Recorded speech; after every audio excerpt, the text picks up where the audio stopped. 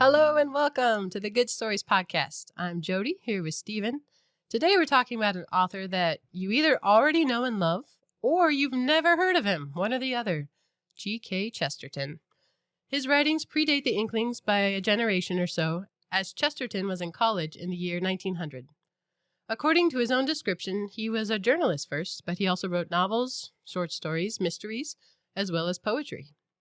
For all that, I understand he was a fairly scattered person, and his wife helped make sure he made appointments and remembered to eat. He would often miss trains or lose track of where he was going, as he spent a lot of time writing even at train stations. And he once sent his wife a telegram, the old school version of texting, that said, "I'm at Market Harborough, where ought I to be?" He lived in the same time period as a favorite of mine, Teddy Roosevelt, and it makes me very happy to know that Chesterton's famous book, Orthodoxy, had a prominent place in Teddy's home library. Personally, I'm a little confused about Chesterton after reading a few of his novels, as they are wildly original, almost to the point of being absurd. But he uses those crazy scenarios to reflect depth and wisdom, and his roller coaster plots are often incredibly funny.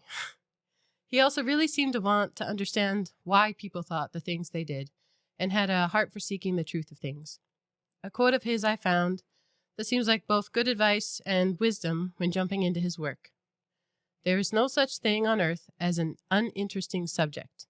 The only thing that can exist is an uninterested person." So, brother, I know you're a big fan. I only know about him, actually because of you or through you. So what do you like about Chesterton? I'm a huge fan and have been for a while now. I didn't discover Chesterton until I was in college. I took a course on C.S. Lewis and his circle, and Chesterton usually gets portrayed as one of the Inklings and in that circle. In reality, as you said, though, that's not the case. He was a generation earlier. Chesterton was not one of the Inklings, but he was definitely a motivational force. There's a lot of debate about whether Lewis and Chesterton ever met. So far, I haven't been able to come across any time where they did, but I got to Chesterton through Lewis, and I just love him. He is boyish, I think, in some of the best ways. He's larger than life. He's often referred to as the Prince of Paradox. He is a very bold man. He speaks with confidence and with authority. He loves to argue, and he wrote a lot of different things, some of them better, some of them worse, but usually always entertaining and interesting. Yeah, we watched an episode of Father Brown in tribute last night. So Excellent. GK Chesterton wrote the Father Brown books, stories. And so today I really wanted to get a clip of Lady Felicia screaming, because that's her role in all Father Brown episodes, I feel like. Okay, not all, but a lot of them. But I didn't get it, don't worry. All right. Well, so Chesterton wrote a lot of different stuff, and some of it is fairly well known. Books like Orthodoxy get referenced by a bunch of people. The Man Who Was Thursday gets described fairly frequently. The Everlasting Man is one that gets talked about a lot. But one that does not usually get mentioned is what we're going to read today, The Ball and the Cross. And I'm particularly excited about this one because I've never actually met anyone else besides me who's read this one. So I've never gotten to talk to anybody about this one. I talked Jody into reading it for the first time for this show. And so we're going to see what we both think about it as we go through. Yeah, I'd never even heard of it before this time. So this is a first read for me, and there's so much in it. I ended up half rereading most of it just in reviewing for this. Really interesting. I understand that he liked parties and was very social and gregarious and outgoing. So I actually saw a party concept that he had. Do you know about this? No.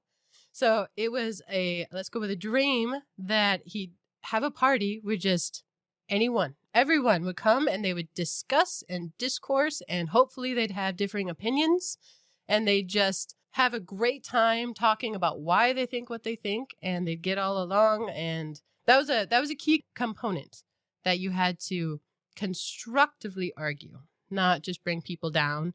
And that's certainly a part of the book we're going to talk about today. But I think it's really neat. He had a party concept. And that is so in character with the man.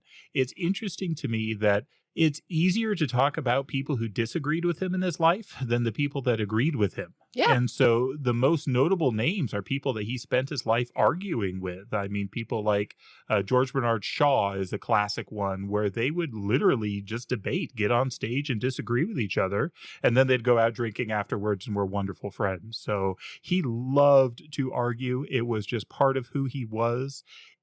I think one of the reasons I'm intrigued by GK Chesterton is he's so different than me. Sometimes I read authors who I share similarities with. He is so much more boisterous, more extroverted, more just big than I could ever be. And it's kind of fun to watch and appreciate that. Yeah, I don't know if he actually used the phrase, but he didn't like the idea of echo chambers, where you just hear only things that you already agree with. And so this idea of a party where everybody gets along, but they all disagree, I actually love it. So yes, today we're going to talk about the ball and the cross. And this was the first time for me. So time for a story. Plot summary of The Ball and the Cross. Professor Lucifer kidnaps a monk named Michael aboard his flying ship. While trying to challenge his faith, they almost run into St. Paul's Cathedral. The monk is thrown off onto the cross and is eventually able to work his way down to safety. A police officer finds the monk and puts him into an insane asylum. While this is happening, Evan McKeon, a Scottish Catholic, breaks the window of an atheist publisher who writes an offensive article about the Virgin Mary. He refuses to apologize in court and challenges the publisher to a duel. The publisher, James Turnbull, accepts the challenge, and the two spend the rest of the book trying to find a place where they can duel to the death. The police and everyone in the country won't let them do it. The two end up escaping together in order to find a place to fight. During the process, they meet many people and discuss many things. Eventually, the duelists try to escape over a wall, only to find that they have escaped into an insane asylum. While there, they meet up with all the people from their travels, and they learn why their duel was so important. Well done. I tried to summarize a chapter, and it took me a half hour. I think this is one of those books where it's easier to summarize the whole thing than it is parts of it, because there is so much in every one of this chapter. I mean, it's a book of arguments. It's a book of just high strangeness. There is all sorts of weird things going on. I stumbled across this book completely by accident. So I had bought the Complete Works of GK Chesterton on my Kindle and was slowly working through it. Little did I know just how many works he had. It took me like a year and a half to make that happen. You read all of them? I did, but he wrote a lot. Oh, yes. Wow. Oh, yes. But in the middle, I stumbled across this one, and I read it the first time and was so confused. I had whiplash multiple times throughout. I kept wondering if I had switched to a different book without knowing it. If I had totally messed up where I was. Nope, it's just the twists and the turns this book takes. It's and wacky. So I'm excited to talk about it. Yeah, we're jumping in deep here because it is hard to summarize, but I am excited about it. I feel like he writes in a shape where the beginning is just completely bewildering and you think, what? And then the characters in the first chapter are gone. Yeah. They don't show up again for a long time. And then the whole middle is just, as you say, arguing and discussion and back and forth and then the end is bewildering again. But then you realize you have to read the beginning again. It's very circular to kind of preface the plot. Because it is, if you pick it up, just be confident that at some point it becomes somewhat lucid. It is a wild ride. I don't think we're marketing this very well. I have heard people talking about reading GK Chesterton and actually coming across his books where he made notes and stuff in the margins.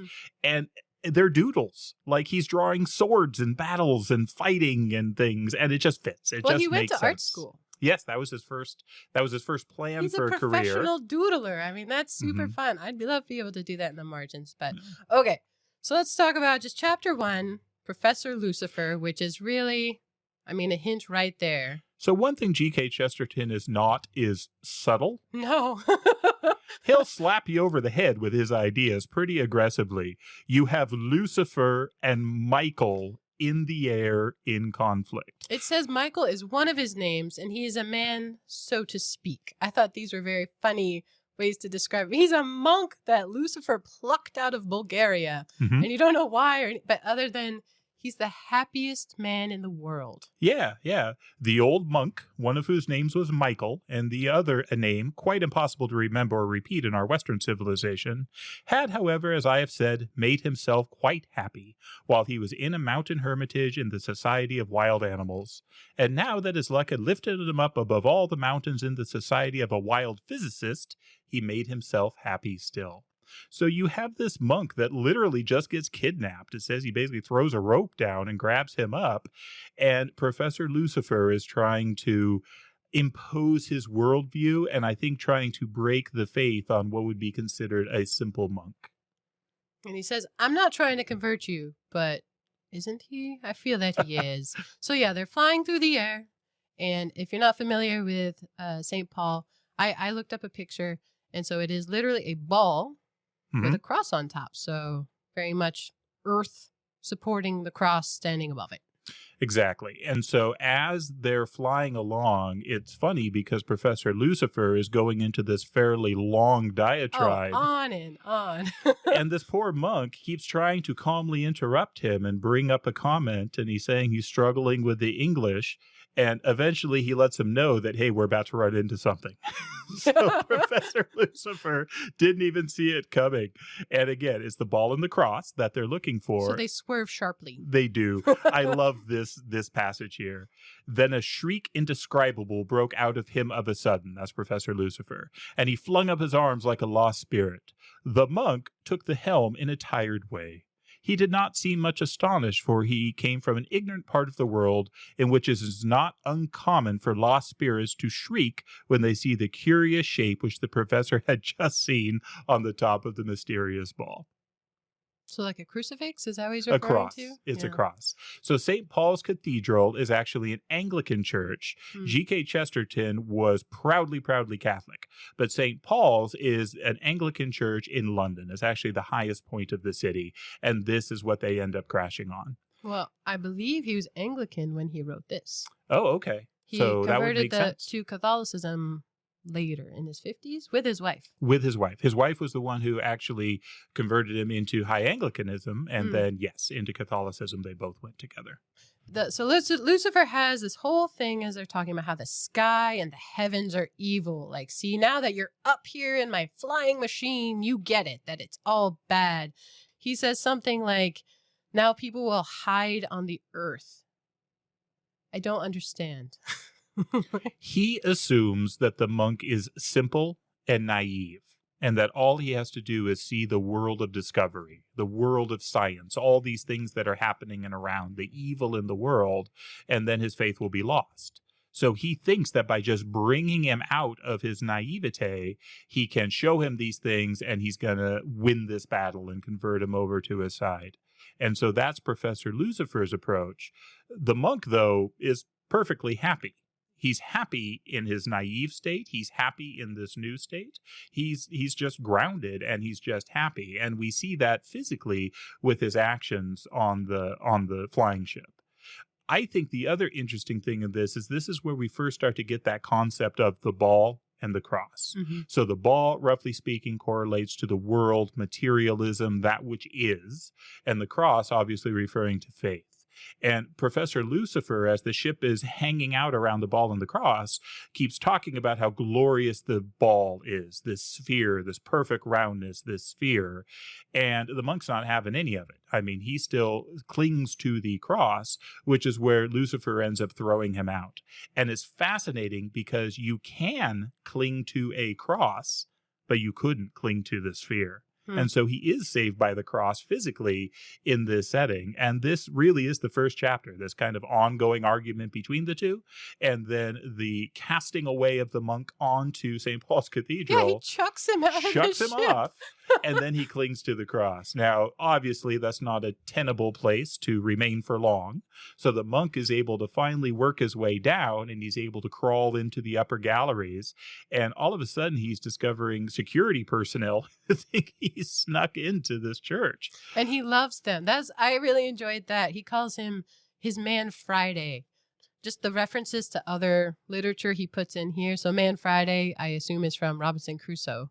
And so this loyal, and he calls him the most beautiful man in the world because he went from hovering in space, assuming he's going to die, hanging from the top of this building, across on the top of a building, to this person. And there's a person he gets down to, a man, and he just is so delighted at this man Friday who's there to interact with him. Right? He is really the happiest man in the world. He is. And so he's loving this policeman security guard. The policeman thinks he's nuts. Oh, yeah. Thinks he's totally crazy. And, you can kind of see where he would get that. Yeah. So eventually he brings him down into the main streets. And the ending line of this is, and they took the happiest man in the world away to an asylum. And that's how the book starts. That's the first vignette. Those are the first two characters. But as you said earlier, they don't show up again for a long, long time. It's really disorienting. Yeah. As they are taking this guy away, another thing happens. And this is where we meet the first of our main protagonists for the story. So this is where the Catholic Highlander Scotsman, Evan McKeon, breaks a window. It's pretty interesting the way he describes him because he's a Highland Scot, and the Highland Scots were, do you know the term Jacobite? Are you familiar with Jacobite? I went to Culloden this fall. There you go. Very much familiar with Jacobites. Yeah, so for those who don't know, so the Jacobites were a political leaning, I guess is probably the best way to talk about it, about who should have succession to the English throne. So this all comes from James I, who's sort of the beginning of the Jacobite culture, and then it really ends with the Culloden battle where Bonnie Prince Charlie loses in battle. So this character is described, though, as a furious and loyal Jacobite, where he is like plotting the siege of London from the Highland where he lives. Yes, he's excessively Jacobite and excessively Roman Catholic. Indeed. He comes down and he sees in the window of a publisher's shop called The Atheist. The Atheist is exactly that.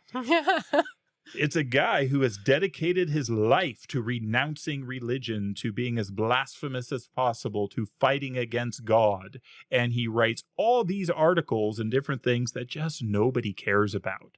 It actually drives him kind of nuts that nobody is paying attention to this atheist who fiercely feels like people need to discuss this whole religion thing and that God doesn't exist.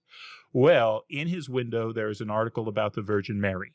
And in the article, he references the fact that, well, virgin births are impossible, so therefore she must have given birth in another way. And this is what leads to the breaking of the window. I love the line and the way he describes it in here.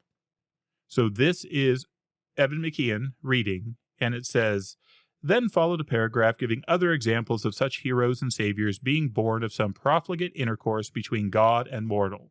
Then followed a paragraph, but Evan did not understand it. He read it again, and then again. Then he did understand it. Yeah. The glass fell in ringing fragments on the pavement, and Evan sprang over the barrier into the shop, brandishing his stick." What's funny to me is how delighted James Turnbull is the editor of The Atheist, and he's been waiting for someone to be angry, and it finally happened. He's so passionately happy that someone broke his window. Yeah, because he'd been ignored for so long. The line here is great. So this is speaking about James Turnbull, the editor of The Atheist. "A great light like dawn came into Turnbull's face. Behind his red hair and beard, he turned deadly pale with pleasure. Here, after 20 lone years of useless toil, he had his reward. Someone was angry with the paper." About time. What a strange goal. I think it's interesting how much he cares. Yes, very much so. He cares deeply. I mean, this isn't a hobby for him. It's a conviction. It is a conviction, and it is an exact opposite conviction to what we see in our young Catholic protagonist here.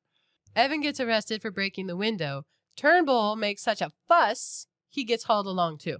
So he is there in the courtroom. And so then we meet our court magistrate. Cumberland Vane. Again, GK Chesterton is not subtle. So Cumberland Vane, he describes as somebody honorably celebrated for the lightness of his sentence and the lightness of his conversation. This guy thinks he's funny. He thinks he's clever. He thinks he's a man about town. He actually reminds me a lot of the judge in The Simpsons. Have you seen many of The Simpsons episodes? Okay.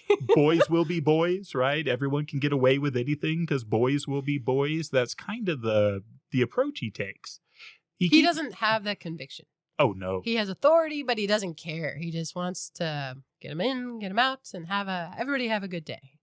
Yeah, and he keeps trying to let him off. Yeah. He keeps trying to get him out to say, oh, you didn't mean it. You weren't serious about this.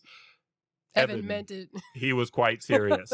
And eventually, it reaches the point where he actually fines him. He actually says, well, you have to pay a fine, since he wouldn't let him, he wouldn't apologize. So Evan pays the fine, and then the judge is just trying to end this, to get this to be over. But Evan has to make a statement. And in his statement, he turns on James Turnbull and says, I'm going to kill you. Well, not just kill you. I'm going to challenge you to a duel. It is a vow. Mm-hmm. He takes this very seriously. And the magistrate keeps trying to talk him out of it, keeps trying to say, no, don't do it. And you just can't talk Evan out of it. He will not say that he's not going to challenge this man to a duel. Turnbull obviously plays a role in this, and he just mocks it. He says, nah, I'm not going to accept a duel. I don't care if he calls me a coward. We're good to go, judge, to try and get them out of there.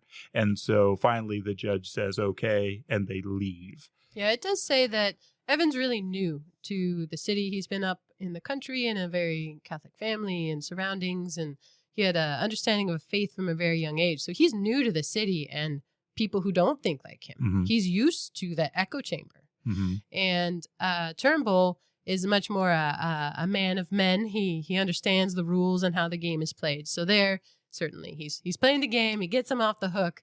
And then later they meet back up. He's like, okay, when are we fighting? Yeah, right after they walk out of the court, Turnbull comes up to him and says, quote, well, sir, said the editor of The Atheist, where is the fight to be? Name the field, sir, end quote. And Evan is perplexed because you said in court you weren't going to do this. And then Turnbull replies, I know, said Turnbull scornfully. And what did you say, you damn fool? You said things that might have got us locked up for a year and shadowed by the coppers for half a decade. If you wanted to fight, why did you tell that you wanted to? I got you out to fight if you want to. Now fight if you dare. I love the next part of this as they're talking about the desire to fight, because this speaks so much about the two different characters. So this is Evan's response. I swear to you then, said McKeon after a pause, I swear to you that nothing shall become between us. I swear to you that nothing shall be in my heart or in my head till our swords clash together. I swear it by the God you have denied, by the blessed Lady you have blasphemed. I swear it by the 7 swords in her heart. I swear it by the holy island where my fathers are, by the honor of my mother, by the secret of my people, and by the chalice of the blood of God. The atheist drew up his head. And I, he said, give my word. They're a little bit different, but as we go forward, it struck me more and more how similar they are, and that's definitely part of their conversations together as they go, and even how they select their swords. So as we move forward, they go into this curiosity shop type thing, pawnbroker almost, and they're carefully selecting their weapons to cross. I mean, again, not very subtle, but they're run across swords. It's happening. And the pawnbroker can't understand what's going on here. No. At first, he just thinks they're collectors, and they seem to really care about the swords because they're actually testing them. They're bending them, and doing the weight is very important. They're both exactly equal. They're really caring about these. And the pawnbroker says, well, okay, whatever, as long as they're willing to pay. But then the two men turn to the pawnbroker and explain what they're about to do, and he just doesn't get it.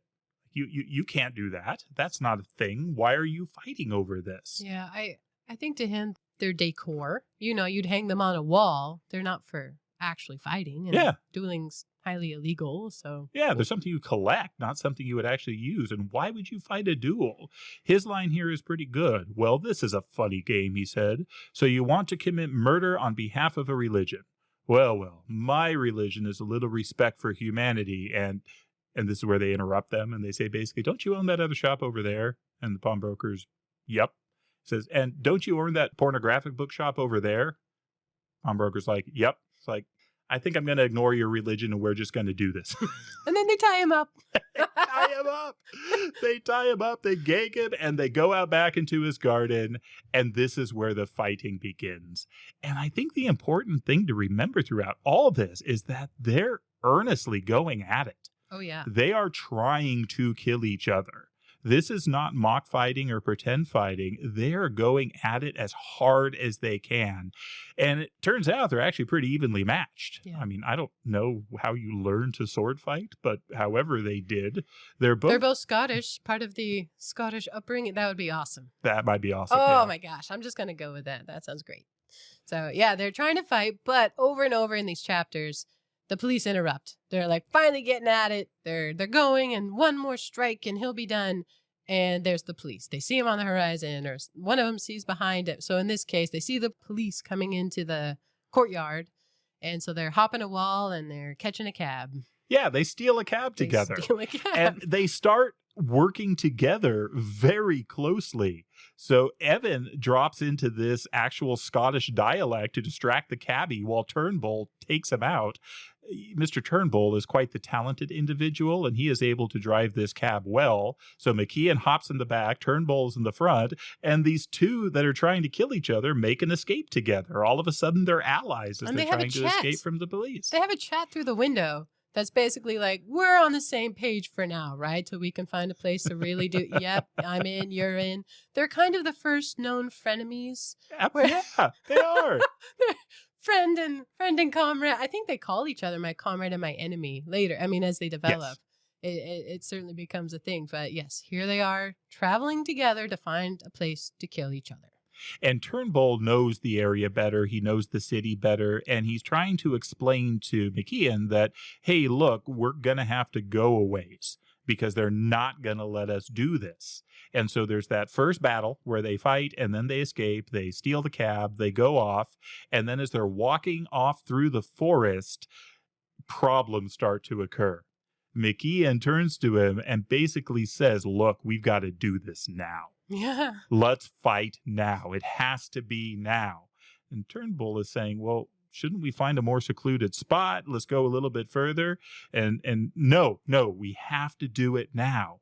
Well, why? Why do we have to do it now? Because I'm starting to like you. Mm-hmm. So these two men that have been enemies are starting to become friends as they go through this thing together. So they fight again. They go at it. The swords clash once more. And then what should happen? But they get interrupted again. It happens a lot. And just as we go over and over and over, somebody new with a different worldview interrupts. Mm-hmm. And I encourage you to read this book as they talk through the worldviews. Yeah. We're not going to read the pages and pages as they have these discussions, but the first one that interrupts them is a peacemaker. Mm-hmm. He's a devotee of Tolstoy. He tries to appeal to their better interest, how it's absurd to fight. The world is now all love and peace. They tell him to get lost, and he calls the cops again. Yeah, I like that. I think it's Turnbull tells him basically some things are worth fighting about, fighting over. Some things have that much value. And that goes back to his conviction, where he's really in on this. And it's funny that the idea is they have to kill each other to prove their conviction. But there you are. There you are. I think, well, let's read that quote. So the guy says to them, well, we won't quarrel about a word, said the other pleasantly. Why on earth not, said McKeon with a sudden asperity. Why shouldn't we quarrel about a word? What is the good of words if they aren't important enough to quarrel over? Why do we choose one word more than another if there isn't any difference between them? And I think that hammers that point home a bit. So both Turnbull and McKeon believe the words are worth believing. They believe they have meaning, and they believe they're worth fighting over. Yeah. So after the peacemaker, you have the opposite guy come, and this is the disciple of blood that comes to see them. He's a wealthy guy who just loves killing, but Yeah. the idea of killing, he's a coward. I mean, he's not willing to fight. He's not willing to do anything, but he's read about these, savage idols that love and drink blood. And so he is willing to give them a place to fight. Finally, he interrupts them, but he says, come, have a good dinner with me. I'll feed you. I'll give you wine. And in the morning, I'll give you a place to fight. And so what happens then in the morning? Do you remember? They chase him off. I think both of them have a very short temper for people who don't have worthy convictions. Yeah. And so they chase him off as a coward and like, hey, you fight. If you love blood so much, come and fight us. And yeah, he runs away. Mm-hmm. Yeah, he disgusts them. He is not. They are not going to fight for his pleasure. That's not why they're fighting. They're fighting for deep convictions, not for his weird sort of it is weird. approach to that one it. is weird. So then they escape from him or run. Well, they chase him away. Yeah, they make him run. And then they come upon a town, the I love village this of part. Grassley in Hull. What happens next? So they decide to stop fighting and drink some beer and talk. Yeah. So they've gotten along. They've grown close enough through this, interruption and fighting, that you're like, we haven't tried actually talking about it. So they talk and they talk and they talk and they go back and forth, and there's so much discourse. Mhm. And man, both of them are so well read. For the editor, it makes sense, but even Evan, presumably a sheltered childhood, but oh man, he knows all these references, and they're just back and forth over it. And so I love it. They decide to ask the drunk guy, like, he's a man. He'll know what to do. It doesn't make sense at all. But before we get to that, because that's delightful. Oh, he skips a part? No. I think it's interesting how each of them is well read. Because early on, Turnbull talks about the I'm going to pronounce this wrong, the Brobdingnags from Gulliver's Travels. Oh, the yeah. giant people. Mm-hmm. And McKeon says, who? It's in a book. So at that point, you have Turnbull being read in a certain way, having access to books and thoughts that McKeon doesn't. But what Kean does have access to is philosophy, theology, and those things he has read deeply in and steeped very deeply in. So what does the drunk guy do? How does that go? He basically just said men are men. McKeon's like, yes, he has my view because he understands these things. And then he says, yeah, because men are men. And then Turnbull's like, yeah, he's with me. See? And yeah, it's a silly. Well, they use the word atheist first. Mm. So they use the word atheist, and the guy wants nothing to do with atheists. Yeah. Atheists, no. And so this makes McKeon excited. That's right. You want priests. He wants nothing to do with priests. So the atheist out, the priest out, and then we're back to men are men. Men are men. They didn't get an answer there. They talked through a bunch of stuff, but they can't really come to agreement. So obviously the only thing to do now is to fight again. Pull out the swords. Something I noticed over and over, because it's called the ball and the cross, several times throughout these chapters, one of them, usually Evan, will take his sword and put it in the point into the earth, very clearly putting his cross into the ball of the earth. And he'll lean upon it, and it's just referenced so many times, and it's going to come up more literally at the end. But and the crossing of swords, and how many ways he integrated the ball and the cross into this story. Not subtle. Not subtle, but and I like that. Helps me. So the first time I read through this, I remember just really laughing, like, what is going on and why can't these people fight? It's kooky. Why does stuff keep interrupting? Now, for this duel, McKeon asks for a sign. Says, we've tried to do this, we've tried to fight, it hasn't worked. God must be getting in the way of this. So let's do it again now, here. Let's try and kill each other, and let's see if we get another sign. And this time the sign they get is a woman screaming.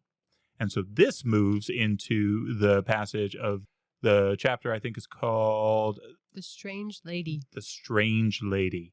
They come down, and sure enough, there's a woman screaming. There's two cars that are essentially wrecked. One is on its side, the other is on its tires.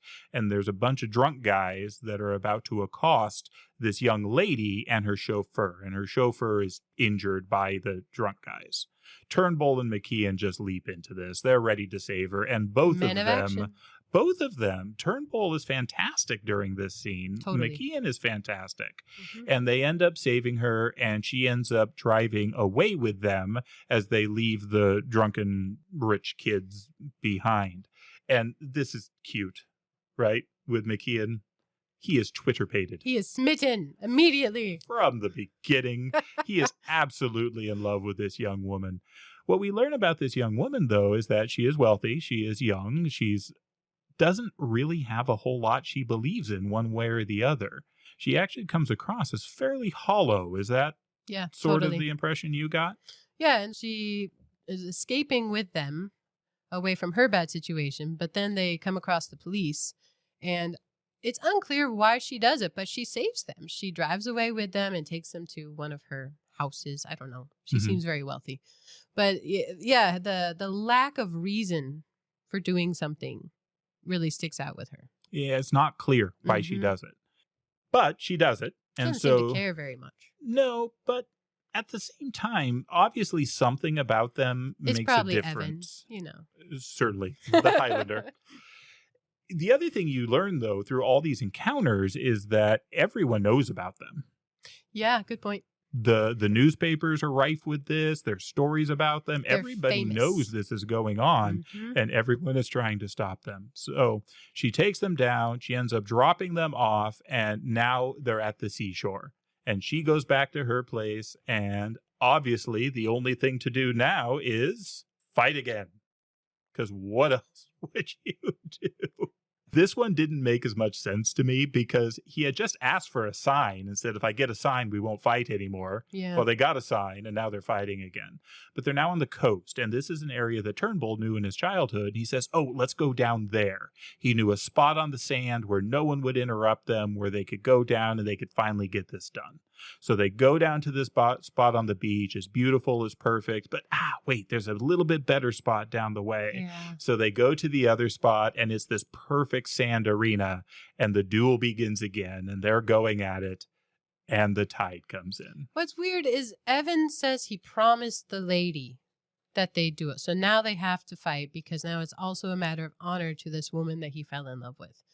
It is weird, especially because they so clearly care about one another. None of their arguments have worked really towards one. They've both gotten some good jabs in, good, with the arguments. But this one's weird, where he's like, "I have promised her." I agree. It doesn't make sense to me. I'm not sure it follows. Maybe we can come up with a reason for it, but I don't have a good answer for that. Anyway, so yeah, they're in the sand arena, and it's beautiful, and they're almost done. The pivotal moment where one wind is humming, and then the tide comes in and they're distracted again. Well, and apparently Turnbull doesn't swim very well. Yeah. And so McKeon grabs the swords, because you got to have the swords, and saves him. He swims with him. They find this old abandoned boat that's floating, and they get on this boat and they begin this journey across the water. And this is hilarious because they do this journey. It lasts for a while. I don't even know how long. And then they end up in a place that they are convinced is France. We have done it. We have crossed the water. And Made it across the channel. Yeah. They both have their own opinions on this. To McKeon, France is the great cradle of Catholicism. It's the royalty. It's France, where there's Notre Dame and where people care about this.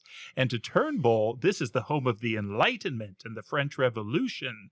And so they're both really excited to be in France. And different police. Who won't care if they duel. This is the land of the duel. France. They're so excited. But it's not France. So this is one of the Channel Islands that has French influence, but is still part of England. And so again, they run into the cops. And I think at this point, they start to decide, okay, we need to do something different because clearly this isn't working. This isn't working out. I love Turnbull's line here. What do you mean, said McKeon innocently. I mean, said Turnbull with steady conviction, that what we want is a little diplomacy. And I am going to buy some in a shop. The first time I read this was the part that confused me the most. This was the part where I literally thought I had like flipped in my book. It's an entire gear shift. Mm-hmm. Like suddenly Evan and James are gone.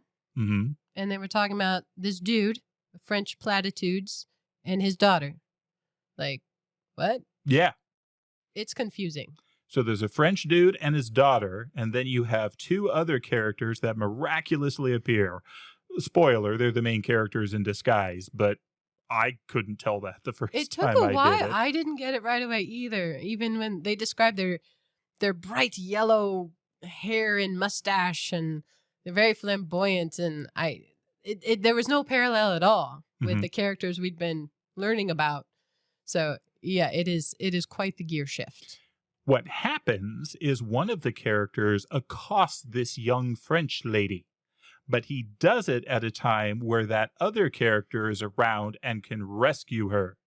And words are spoken, and so over this encounter, so dramatic. A duel is acceptable. No one's going to argue with a duel about this because a woman has been accosted.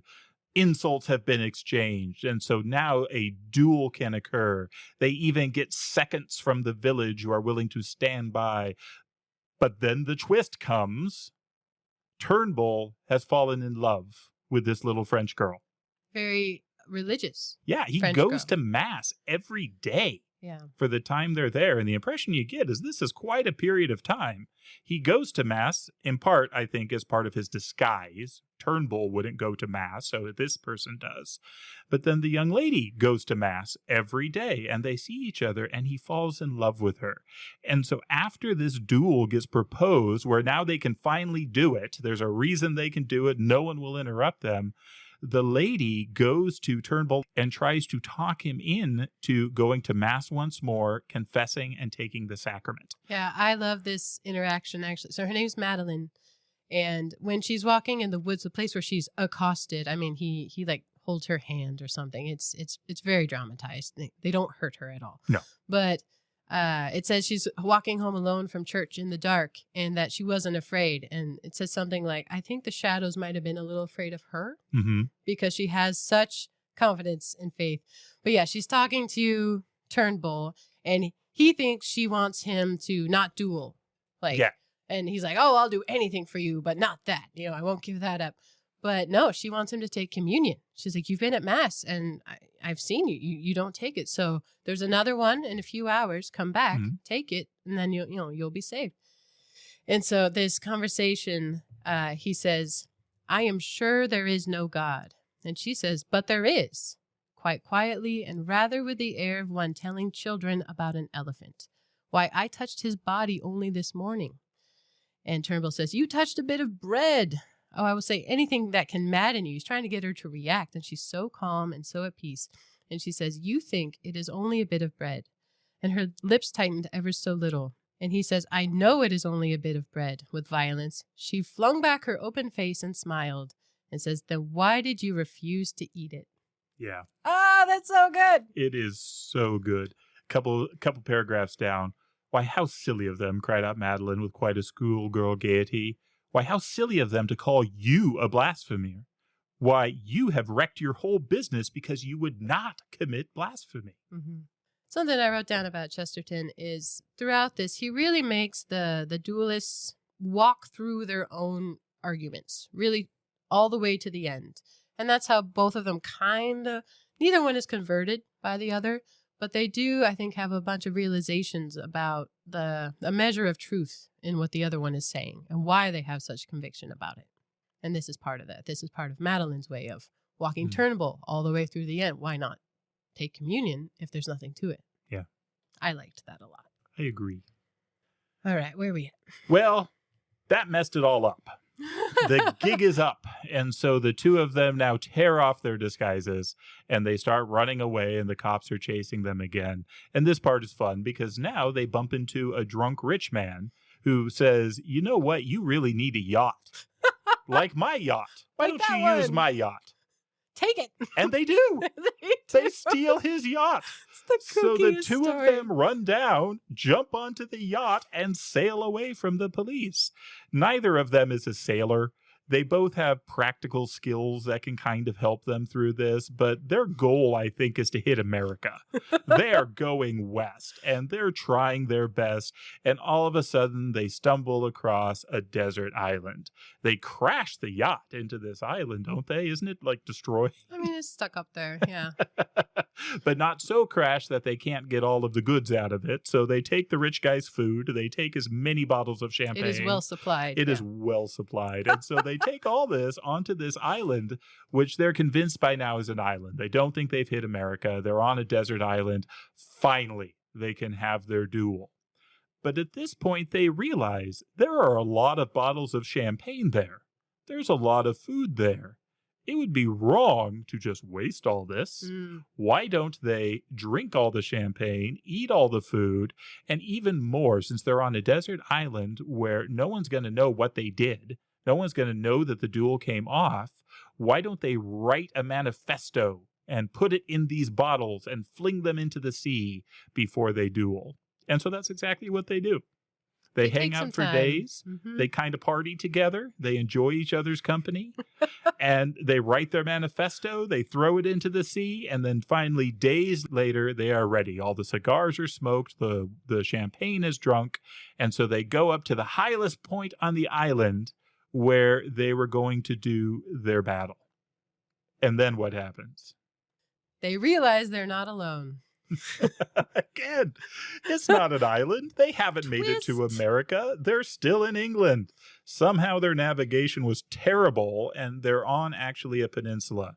And there's a stretch of sand to a full-on city, and once again, the police are chasing after them. And so they're off running again.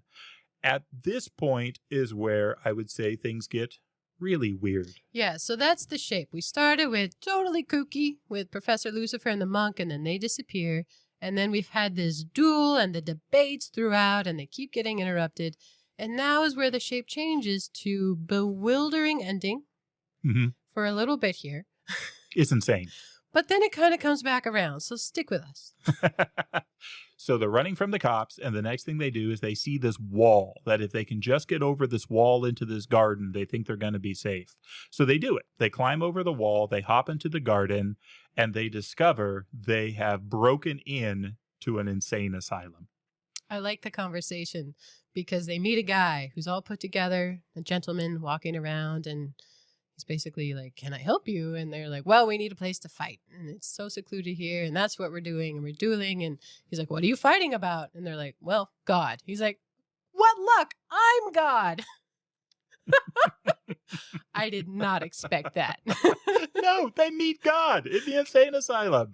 But good news, he's willing to support this. Yeah, he's a second in the fight. Yeah, he feels like he can be a second, but he's going to help them even more. He goes and grabs his buddy, King Edward VII.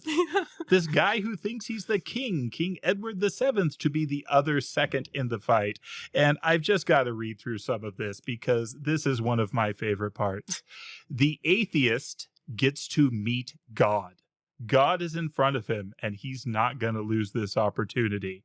So this is here. The editor of The Atheist turned upon him like one who has lost all patience and exploded.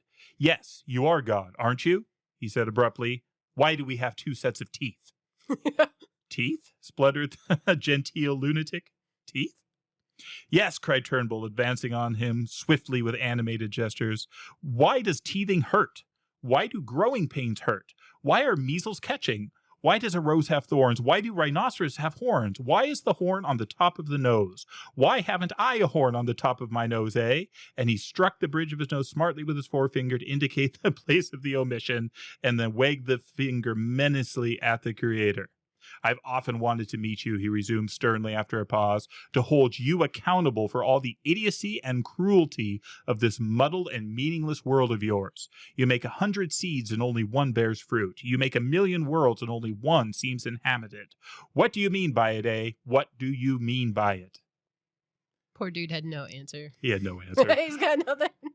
But how delightful is it that the atheist gets to confront his great hatred? It's probably very relieving for him. I'm sure. Yeah, well, and then Evan turns on the king as a good Jacobite, and where are the bodies of Culloden? And yeah, I mean, let me read this. Yeah, go for it. Because the exact same thing. He's a Jacobite. So Edward VII is not his king. He's been planning a rebellion against him since he was a kid.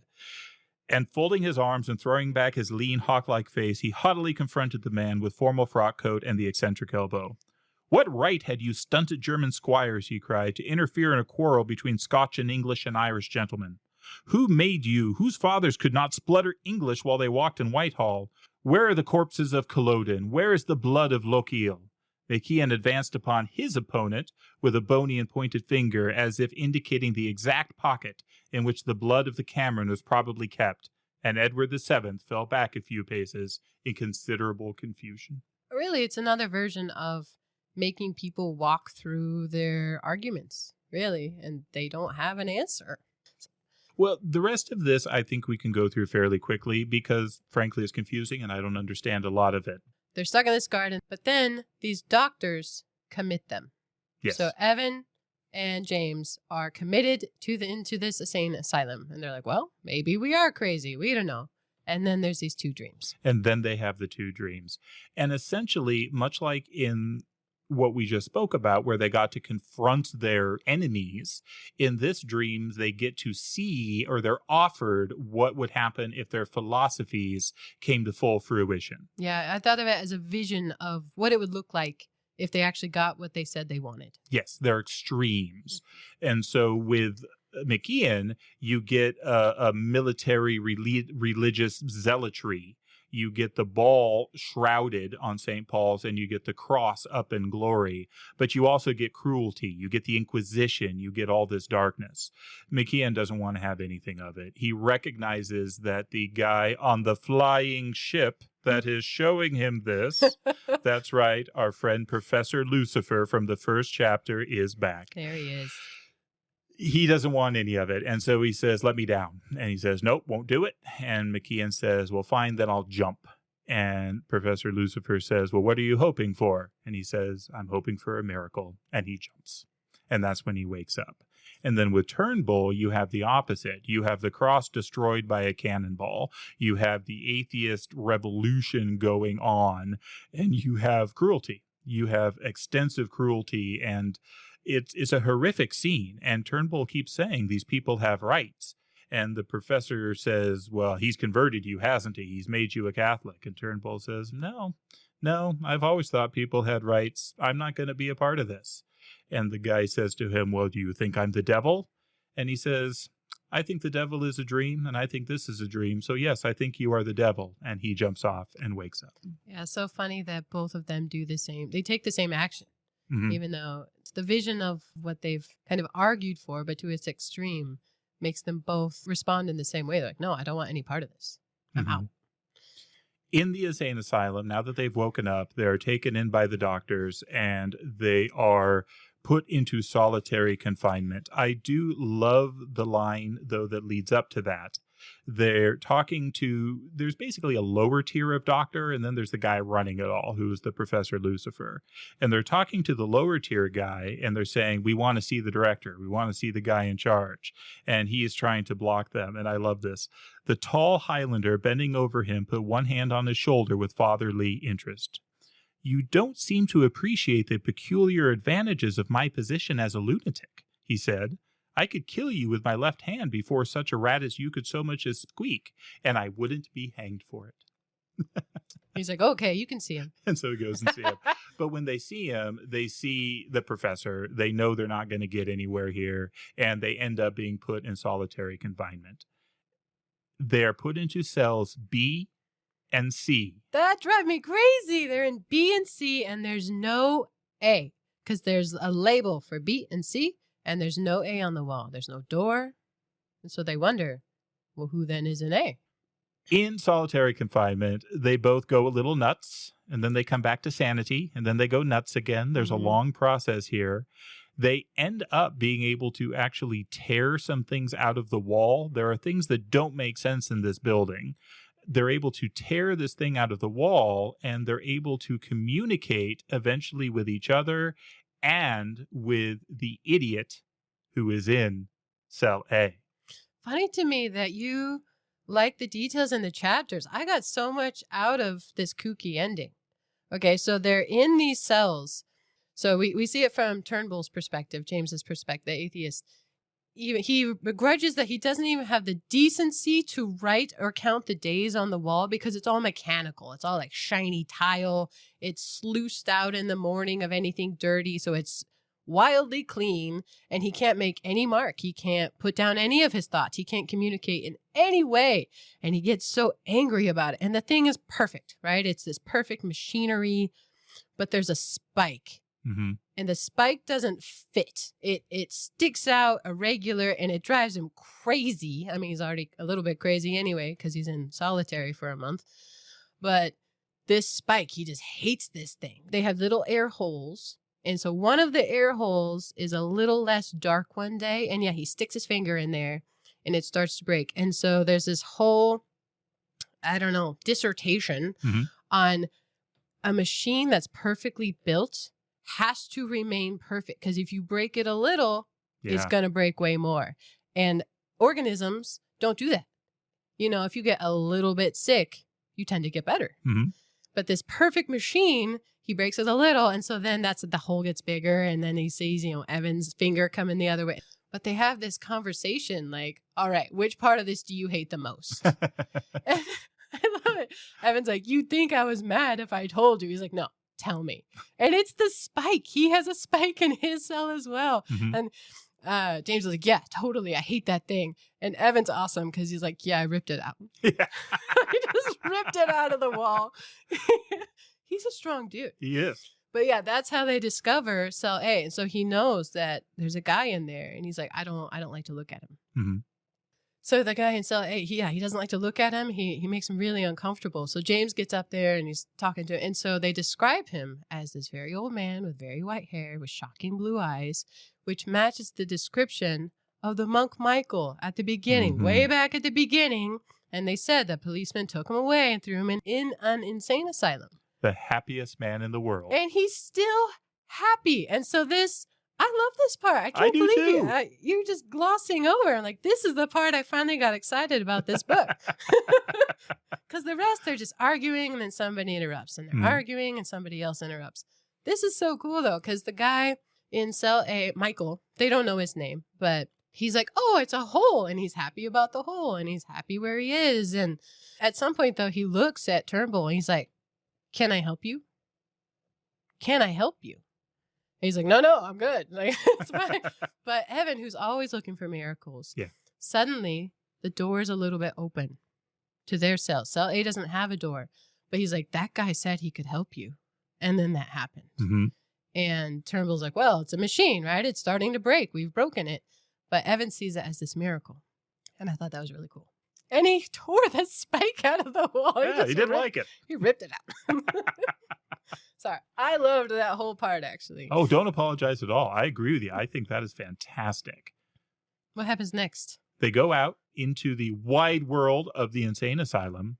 And at this point, the doctors basically say there's no point in putting them back in solitary confinement. And they start meeting people. So they meet the judge, Cumberland Vane, and they're like, finally, yes, somebody can help us. Someone can get us out of here. Can you tell them we're not crazy? And Mr. Vane is kind of grumpy at this point because apparently things have happened.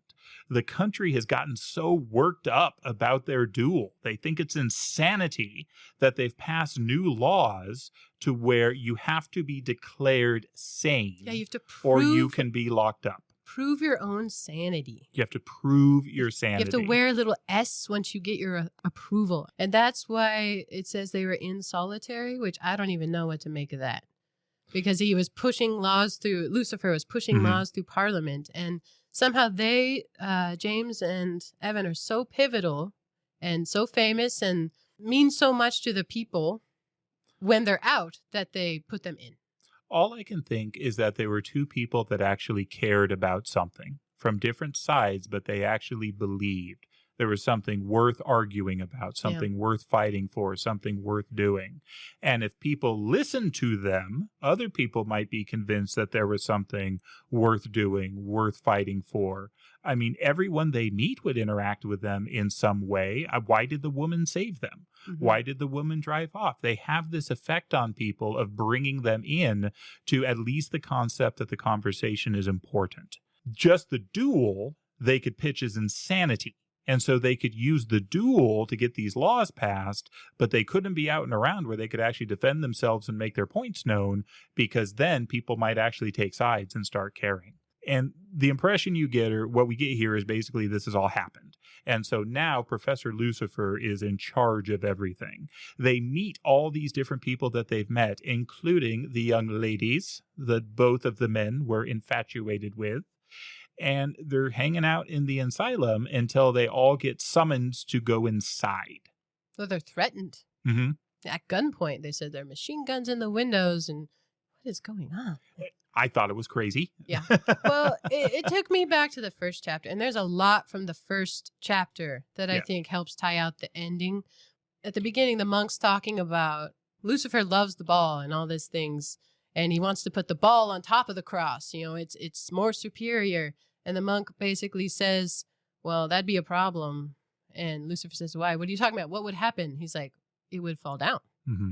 So I think that's kind of what's happening here at the end, is it's an illustration of the whole thing falling down. Yes, with the ball on top of the cross. So the world, materialism, this construction, this perfect machine, absolutely right.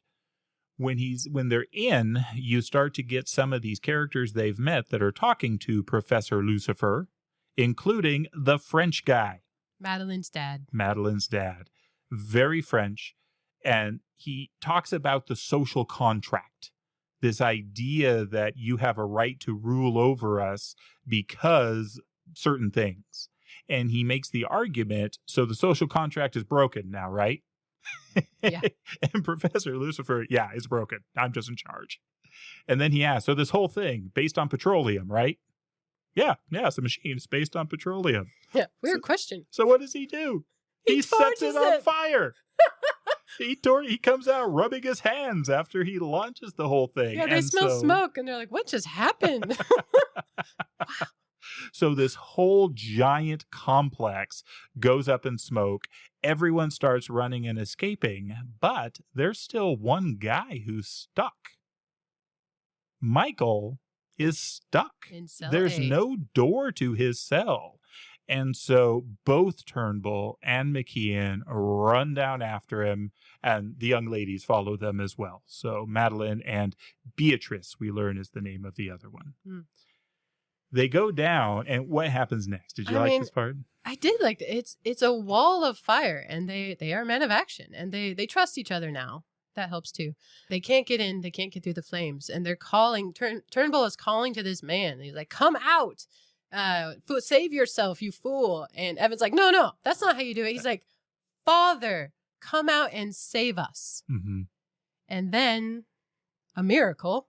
He does. The flames. It's like parting the Red Sea, but it's fire. And that's the other part. He's singing. Yeah. They think he's screaming for help, but actually he's singing something about the sun and the hay or something, because there's flames. He's just happy. The happiest man in the world.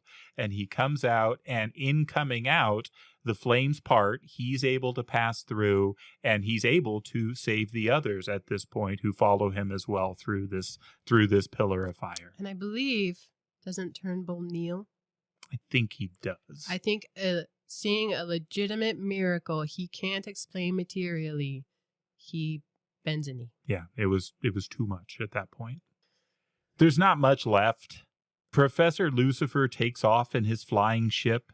He ends up throwing the two doctors that were working for him out onto the ground. And this is kind of the ending where the girls say, "Oh, how horrible, they've fallen. He's killed them." And Ian's response of, "No, this is good. He took no souls with him when he left on the ship." And then it ends. But that brings me to my thing I loved about it. Because then I went back and reread the first chapter. Mm-hmm. And it is totally a circle. And it's really cool. So in the first chapter, they're talking about how the sky is evil, and then Michael tells Lucifer, says, you begin by breaking up the cross, but you end up by breaking up the whole habitable world. And they talk about this guy who goes crazy seeing crosses everywhere. And so he gets rid of them all. He leaves church, but then he sees them in the window pane, right? It's the shape of the cross. And he's going nuts over these crosses. He actually goes crazy. So I guess that's foreshadowing toward the end. But then there's another paradox Chesterton writes about called Chesterton's fence. Have you heard of this? Remind me. This one, I'm sure he references it yes. more than once. Yes, I know this one. But in the thing where he's talking about Catholicism, but it's published later, 1929, he says, do not remove a fence until you know why it was put up in the first place. I think that's awesome. Mm-hmm. And it has so much to do with listening to other people's arguments constructively, and not that you have to agree even, but that you can try to figure out why do they have a fence? What is it? What substance do they have that makes them believe that with conviction? Yeah. I think it's very dangerous to be like, well, that guy's an idiot. That's why he thinks that. No, he must have something in there, some reason that led him to that. And there's a bit of a Robert Frost poem called Mending Wall. And it says, before I built a wall, I'd ask to know what I was walling in or walling out, and to whom I was like to give offense. This to me is the whole crux of the whole crazy matter, because it is crazy. But I love Chesterton's fence. I think that's beautiful. What I got out of this, broadly speaking, was very similar. One, I love the concept of people caring so much about something, but not being able to pull it off.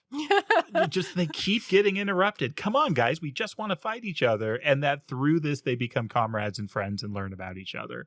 To me, that's a funny thing. That idea tickles me. It's so and true, I enjoy though. the way Yeah, you build compatibility and understanding for one another, even when they're so polar, and they remain polar on these pivotal issues, but they do find overlap. The other thing I really liked about it is there can be a tendency in atheist types to basically just assume that Christians are naive and stupid and don't know anything, that there's nothing of value or worth there, and to just discount it utterly. But there's also the opposite. In Christian circles, there's very much a concept of, well, those foolish atheists that just aren't willing to believe, and they're terrible people with no morals or honor. You don't see either of those in this situation. Turnbull, McKeon calls him a great chief that he's happy to follow. Yeah, what a good line. He is a man of honor and principle, and he's good at stuff. He's a great guy. He's a great character that's easy to like and easy to root for. But so is Ian. And the fact that we bring these opposites together and they come to rely on each other and to learn about each other, I love. And I think, to me, that's what speaks about the idea of the ball and the cross, is I think you really do need both. You can't have the cross without the world. If you believe in Christianity, Jesus came to redeem the world. So it's not that the world is all awful and bad. This is a substrate on which he's working. But you also can't have the ball without the cross, because, as you said, the whole thing falls down. It falls apart. And so I think what he brought together in this book, or what I got out of it, is that unity and that need for different things, different people, different discussions to really happen. I'm just really excited that you read this and I got to talk about this with somebody, because this has haunted me since the first time I read it. Chesterton's Fence. I am going to think on that much. I love it. But I learned that afterwards, Chesterton did not really like this book. Really? See, I didn't know that. He wrote a little poem about how much he didn't like this book. Like you said, he'd have little doodles and things in the mark. I think he also had little poems. So here's his poem. This is a book I do not like. Take it away to Heckmond Wike, a lurid exile lost and sad, to punish it for being bad. You need not take it from the shelf. I tried to read it once myself. The speeches jerk, the chapters sprawl. The story makes no sense at all. Hide it your Yorkshire moors among, where no man speaks the English tongue. That made me laugh. But to reassure you, I also read after that 35 years after he died, the Archbishop of Venice at the time wrote Chesterton a letter posthumously, really just to thank him for the truths conveyed in the Ball and the Cross and how much it meant to him. So let that be a reassurance to you. Well, thank you. All right. Well, with that, I think we'll turn the page, and we hope you'll join us for the next chapter. Hey, thank you so much for listening. If you're willing, please take a moment to give us a 5-star rating wherever you listen to this podcast. And we would love it if you'd like and follow us on our Facebook page. But best of all, if you enjoy an episode, please share it with a friend. Writing reviews and sharing with others are a pivotal part of the algorithm wizardry that lets other people know about our podcast. Thank you.